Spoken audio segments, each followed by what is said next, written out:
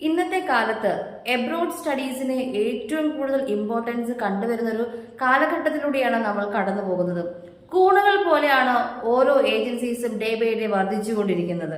നമ്മൾ ഇന്ന് സംസാരിക്കാൻ പോകുന്നത് അതിനെപ്പറ്റി. ഇന്നത്തെ കാലഘട്ടത്തിൽ കണ്ടുവരുന്നത് എല്ലാ പേരൻസും ചിന്തിക്കുന്നത് എന്റെ മക്കൾ എബ്രോഡിൽ പോയി കഴിഞ്ഞാൽ അവിടെ പഠിച്ചു കഴിഞ്ഞാൽ അവരുടെ ഭാവി സുരക്ഷിതമാണ് എന്നാണ് വിചാരിച്ചു വെച്ചിരിക്കുന്നത്. ഇത് പലപ്പോഴും സംഭവിക്കുന്നത് ഏജൻസികൾ കൊടുക്കുന്ന ഫേക്ക് ന്യൂസ് വഴിയിട്ടാണ്. എങ്ങനെയാണ് ഒരു തട്ടിപ്പിലും പെടാതെ കറക്റ്റായ രീതിയിൽ എങ്ങനെയാണ് ഒരു ഏജൻസിയെ കോണ്ടാക്ട് ചെയ്തിട്ട് മുന്നോട്ട് പോവേണ്ടത് എന്നാണ് ഈ വീഡിയോയിൽ കാണിച്ചു തരുന്നത്. നമുക്കറിയാം, ഇന്ന് സോഷ്യൽ മീഡിയയിൽ ഒരുപാട് ഏജൻസികളുടെ ആഡ്സ് സോഷ്യൽ മീഡിയ വഴി പ്രചരിക്കുന്നുണ്ട്. ഒരുപാട് ഫിലിം സ്റ്റാർസിനെ വെച്ചും അല്ലാതെയും ഒക്കെ ഒരുപാട് ആഡ്സ് നമ്മുടെ സോഷ്യൽ മീഡിയ പ്ലാറ്റ്ഫോമായ ഇൻസ്റ്റാഗ്രാം, ഫേസ്ബുക്ക്, യൂട്യൂബ് ഇതുവഴിയൊക്കെ നടക്കുന്നുണ്ട്. നമ്മൾ ആദ്യം ചിന്തിക്കേണ്ട ഒരു കാര്യം, നമ്മൾ ഏത് യൂണിവേഴ്സിറ്റിയിലാണ് അല്ലെങ്കിൽ ഏത് കൺട്രിയിലാണ് നമ്മൾ പഠിക്കാൻ ആഗ്രഹിക്കുന്നത്. ഇപ്പം നമ്മൾ പഠിക്കാൻ ഉദ്ദേശിക്കുന്ന കൺട്രിയിൽ എടുക്കുന്ന യൂണിവേഴ്സിറ്റി റെക്കഗ്നൈസ്ഡ് ആണോ എന്ന് നമ്മൾ ആദ്യം ചിന്തിക്കുക. ആദ്യം അത് അന്വേഷിച്ച് കണ്ടുപിടിക്കുക. അതുപോലെ തന്നെ നമ്മൾ തിരഞ്ഞെടുത്ത ഏജൻസിക്കാർ ഒരുപാട് വാഗ്ദാനങ്ങൾ തരാറുണ്ട്. നിങ്ങൾക്ക് സ്കോളർഷിപ്പ് അവൈലബിൾ ആണ്, നിങ്ങൾക്ക് പല ബെനിഫിറ്റ് ഉണ്ടാകും, അങ്ങനെ കുറേ കാര്യങ്ങൾ നമ്മളിലേക്ക് ഇൻജെക്ട് ചെയ്ത് തരാറുണ്ട്. പക്ഷെ ഈ പറയുന്ന ഏജൻസി തന്നെ ഓതറൈസ്ഡ്, ഈ യൂണിവേഴ്സിറ്റിയുടെ തന്നെ ഓതറൈസ്ഡ് ഏജൻസി ആണോ എന്നുള്ള കാര്യം തന്നെ നിങ്ങൾ കൺഫേം ചെയ്യണം. എല്ലാവരുടെയും ഒരു ധാരണ, പഠിക്കാൻ വേണ്ടി നമ്മൾ വേറെ കൺട്രിയിലോട്ട് പോകുന്നു, അവിടെ പഠിക്കുന്നു, അവിടെ സെറ്റിൽ ആവുന്നു, ഭാവി സുരക്ഷിതം എങ്ങനെയാണ് വിചാരിച്ച് വെച്ചിരിക്കുന്നത്. പക്ഷേ നമ്മൾ മെഡിസിന് പോകുന്നവരാണെങ്കിൽ മറ്റ് കോഴ്സുകളാണ്, ഇപ്പൊ എഞ്ചിനീയറിംഗ്, ബിസിനസ് റിലേറ്റഡ് ആയിട്ടുള്ള കോഴ്സുകൾ എടുത്ത് പോവുകയാണെങ്കിൽ ഏറെക്കുറെ അവർക്ക് അവിടെ തന്നെ ജോലി കിട്ടാനുള്ള സാധ്യത വളരെ കൂടുതലാണ്. പക്ഷേ മെഡിസിൻ എടുക്കുന്ന സ്റ്റുഡൻസും വിചാരിക്കുന്നത് ഇതൊക്കെ തന്നെയാണ്. അതായത് അവിടെ പഠിക്കണം, അവിടെ സ്റ്റേ ചെയ്യണം എന്നുള്ളതൊക്കെയാണ് വിചാരിക്കുന്നതുണ്ടെങ്കിലും പക്ഷെ അതിന് അതിൻ്റെതായ കുറെ റെസ്ട്രിക്ഷൻസ് ഉണ്ട്. ഉദാഹരണത്തിന് മെഡിസിന് വേണ്ടിയിട്ട് വെളിയിൽ പോയി പഠിക്കാൻ ഉദ്ദേശിക്കുന്ന സ്റ്റുഡൻസ് ആണെങ്കിൽ അവരാദ്യം നോക്കേണ്ട കാര്യം നിങ്ങൾ അവിടെ പഠിച്ചതിന് ശേഷം തിരിച്ച് നമ്മുടെ രാജ്യത്ത് വന്ന് അവർക്ക് പ്രാക്ടീസ് ചെയ്യാൻ സാധിക്കുമോ എന്നുള്ളതാണ്. അതിനു വേണ്ടിയിട്ട് അവർ ആദ്യം ശ്രദ്ധിക്കേണ്ട കാര്യം NMCയുടെ ഗൈഡ് ലൈൻസ് പാലിച്ചു പോകുന്നതാണോ അവിടെ നിന്നാണ്. NMCയുടെ ഗൈഡൻസ് പാലിക്കാതെ പോയാൽ അല്ലെങ്കിൽ അത് പ്രോപ്പറായിട്ട് പാലിച്ചു പോയാൽ മാത്രമേ നമ്മുടെ രാജ്യത്ത് വന്നിട്ട് ഇവർക്ക് പ്രോപ്പറായിട്ടുള്ള പ്രാക്ടീസും കാര്യങ്ങളും സാധ്യമാകുകയുള്ളൂ. അപ്പം ആദ്യം ശ്രദ്ധിക്കേണ്ടത് അവിടെ NMCയുടെ ഗൈഡൻസ് പ്രോപ്പർ ആണോ എന്നുള്ളതാണ്. മെയിനായിട്ടും ഈ NMCയുടെ ഗൈഡ് ലൈൻസിൽ പറയുന്ന കാര്യം, അതായത് ഫസ്റ്റ് ഓഫ് ഓൾ നമ്മുടെ പ്രോഗ്രാം, ഈ പഠിക്കുന്ന കോഴ്സ് ഇംഗ്ലീഷിൽ ആയിരിക്കണം. ലാംഗ്വേജ് ആണ് അവർ ഉദ്ദേശിക്കുന്നത്, ഇംഗ്ലീഷിലായിരിക്കണം ഈ കോഴ്സ് കംപ്ലീറ്റ് ചെയ്യാൻ. അതുപോലെ തന്നെ 54 months ഡ്യൂറേഷൻ ആയിരിക്കണം ഈ കോഴ്സിന് ഉണ്ടാകേണ്ടത്. അതുപോലെ തന്നെ ഈ പഠിക്കുന്ന കൺട്രിയിൽ തന്നെ ഇന്റേൺഷിപ്പും ചെയ്തിരിക്കണം. മെയിനായിട്ടും ഇതൊക്കെയാണ് NMCയുടെ ഗൈഡ് ലൈൻസിൽ വരുന്നത്. അതുപോലെ തന്നെ ഈ പഠിക്കുന്ന കൺട്രിയിൽ തന്നെ ഇവർക്ക് ലൈസൻസും ഉണ്ടായിരിക്കണം. ഇത്രയും കാര്യങ്ങളെങ്കിലും പ്രോപ്പറായിട്ട് നോക്കിയാൽ മാത്രമേ തിരിച്ച് നമ്മുടെ കൺട്രിയിൽ വന്നിട്ട് ഇവർക്ക് പ്രോപ്പറായിട്ടുള്ള പ്രാക്ടീസും കാര്യങ്ങളും ഒക്കെ നടക്കത്തുള്ളൂ.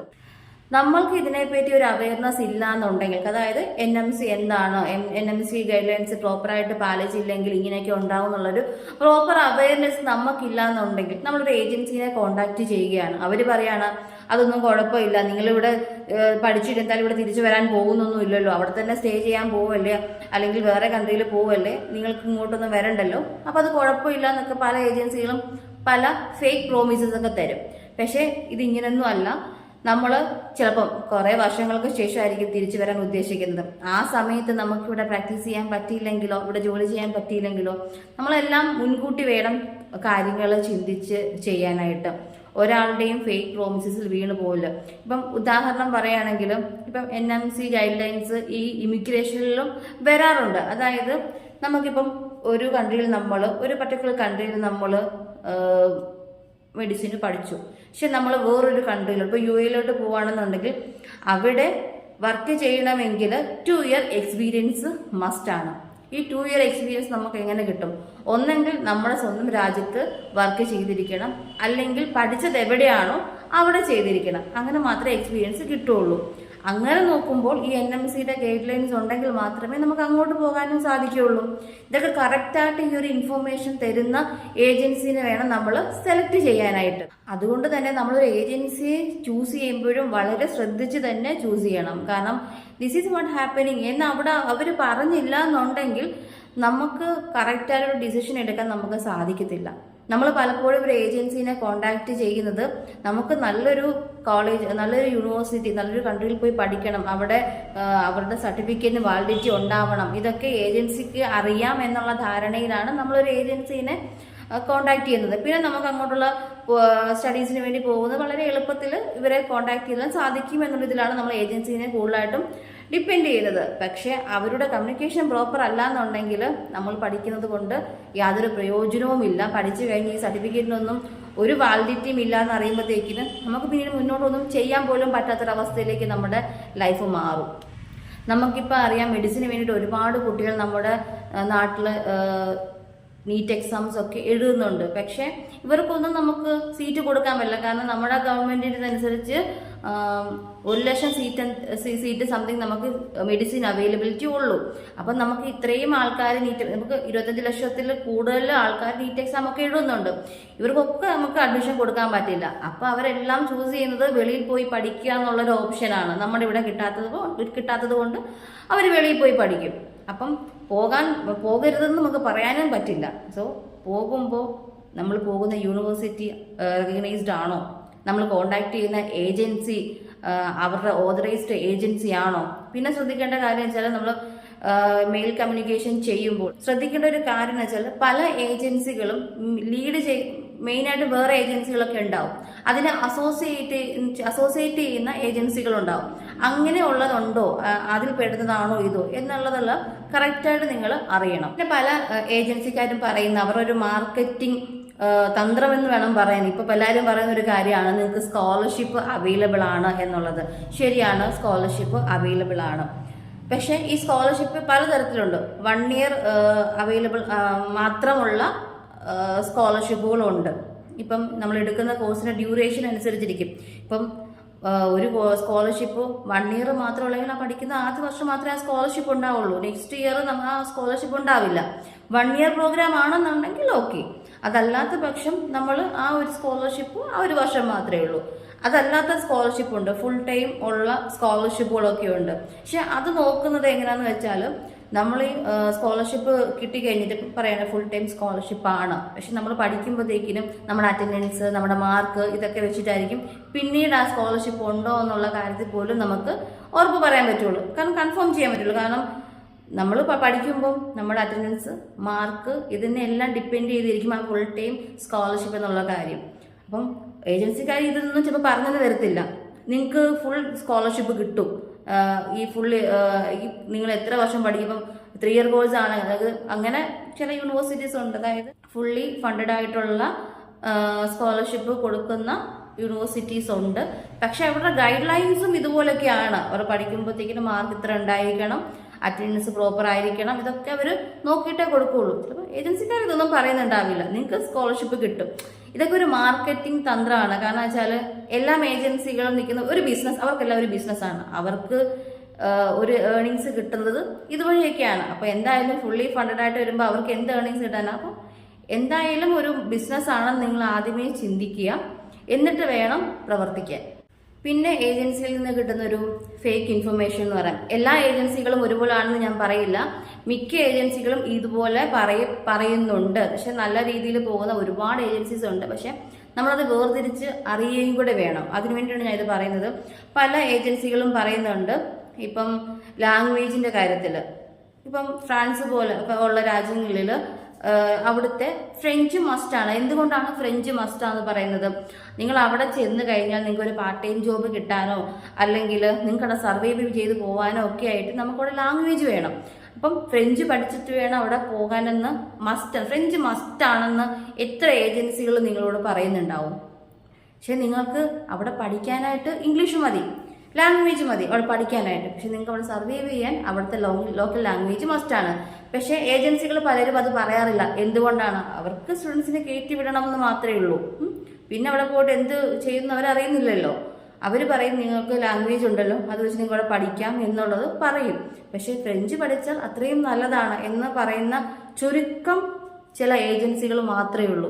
അല്ലാത്ത ഏജൻസികളൊക്കെ ഉണ്ട്. നിങ്ങൾ ഫ്രഞ്ച് പഠിച്ചില്ലെങ്കിലും കുഴപ്പമില്ല, നിങ്ങൾക്ക് ലാംഗ്വേജ് വെച്ചിട്ട്, ഇംഗ്ലീഷ് ലാംഗ്വേജ് വെച്ചിട്ട് നിങ്ങൾക്ക് നിങ്ങളുടെ കോഴ്സ് കംപ്ലീറ്റ് ചെയ്യാം എന്നുള്ളത് പറഞ്ഞ് ഇവരെ കുറെ കൂടെ മോട്ടിവേറ്റ് ചെയ്ത് ഇവരെ കോഴ്സിന് കൊണ്ട് ചേർക്കും. പക്ഷേ അവരവിടെ ചെന്ന് കഴിയുമ്പോൾ ഒരു പാർട്ട് ടൈം ജോബ് കിട്ടാനോ അവിടെ സർവൈവ് ചെയ്ത് പോകാനോ ഒക്കെ ഭയങ്കരമായിട്ട് ബുദ്ധിമുട്ടുന്ന കുറേ ആൾക്കാരുണ്ട് ഇങ്ങനെ പോയിട്ട്.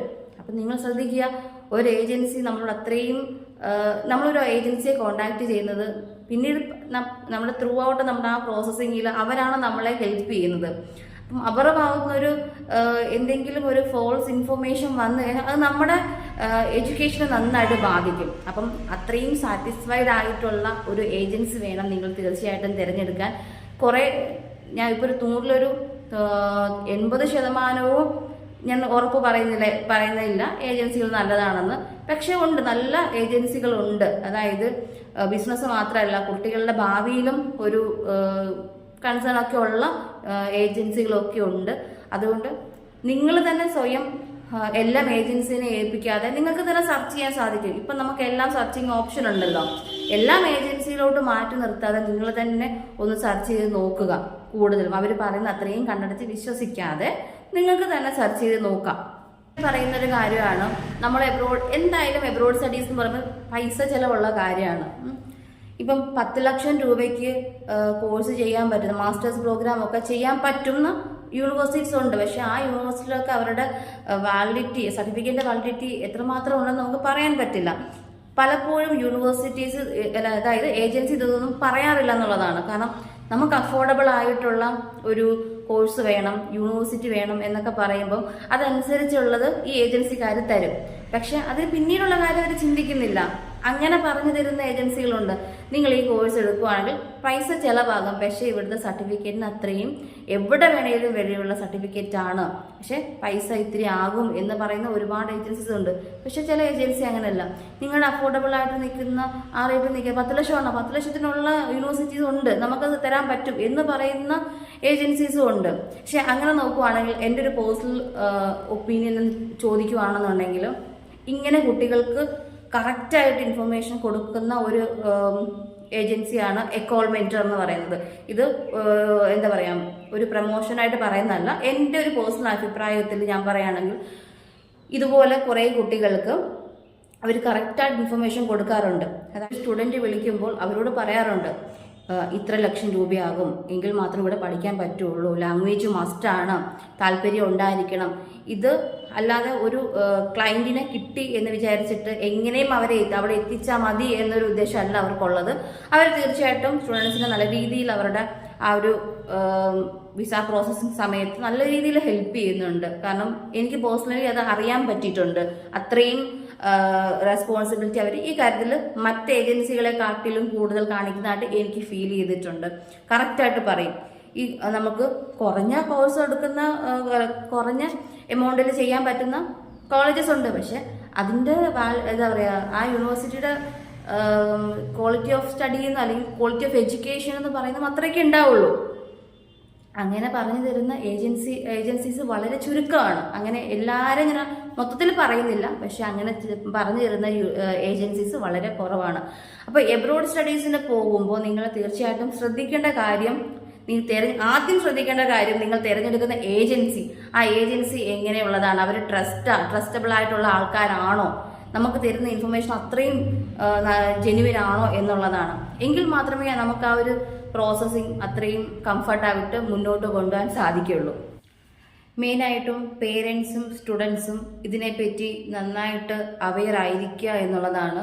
എബ്രോഡ് സ്റ്റഡീസ് തിരഞ്ഞെടുക്കുന്നവരാണെങ്കിൽ അവരെടുക്കുന്ന യൂണിവേഴ്സിറ്റി, അവരെടുക്കുന്ന കോഴ്സ്, ആ കോഴ്സ് പഠിച്ചാൽ ഉണ്ടാകുന്ന പ്രയോജനം, അവർക്ക് അവിടെ സ്റ്റേ ചെയ്യാൻ പറ്റുമോ, അല്ലെങ്കിൽ ഏജൻസി കോൺടാക്ട് ചെയ്യുമ്പോൾ ഏജൻസി പറയുന്ന കാര്യങ്ങളെല്ലാം കറക്റ്റാണോ, ഇതൊക്കെ ശ്രദ്ധിച്ചിട്ട് വേണം. എബ്രോഡ് സ്റ്റഡീസ് എന്നൊരു രീതിയിലൂടെ നിങ്ങൾ പോകുന്നുണ്ടെങ്കിൽ ഇതെല്ലാം ശ്രദ്ധിച്ച് വേണം മുന്നോട്ട് പോകാൻ. കുറഞ്ഞ ചെലവിൽ എബ്രോഡ് സ്റ്റഡീസ് സാധ്യമാകും എന്നുള്ള പരസ്യങ്ങളൊക്കെ കണ്ടിട്ട് വീണു പോവാതെ നിങ്ങൾ കറക്റ്റായിട്ട് ഇതിനെപ്പറ്റി അറിഞ്ഞ് നല്ല ഏജൻസീനെ കോണ്ടാക്ട് ചെയ്തിട്ട് വേണം നിങ്ങൾ നിങ്ങളുടെ മക്കളെ വേറൊരു രാജ്യത്തോട്ട് പഠിക്കാൻ വിടാനായിട്ട്. പല പരസ്യങ്ങളും പറയാനായിട്ട് പലരും ഉണ്ടാകും, പക്ഷേ ഭാവിയിൽ എന്ത് സംഭവിച്ചാലും അതിൻ്റെ ഫുൾ റെസ്പോൺസിബിലിറ്റി നമുക്ക് മാത്രമാണ്.